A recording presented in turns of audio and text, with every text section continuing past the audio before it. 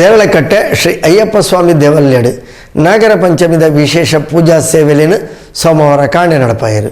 ದೇವಳಕಟ್ಟೆ ಶ್ರೀ ಅಯ್ಯಪ್ಪ ಸ್ವಾಮಿ ದೇವಸ್ಥಾನದ ನಾಗರ ಪಂಚಮಿದ ವಿಶೇಷ ಪೂಜಾ ಸೇವೆಲಿನ ಸೋಮವಾರ ಕಾಂಡೆ ನಡಪಾಯರು. ಭಕ್ತ ಬಂಧುಲು ದೇವಸ್ಥಾನಕ್ಕೆ ಬತ್ತದು ಬೊಂಡ ಪೇರ್ದ ಅಭಿಷೇಕನ್ ಮಲ್ಪಾಯರು. ಮಧ್ಯಾಹ್ನ ಮಹಾಪೂಜೆಲು ನಡೆತಂಡು.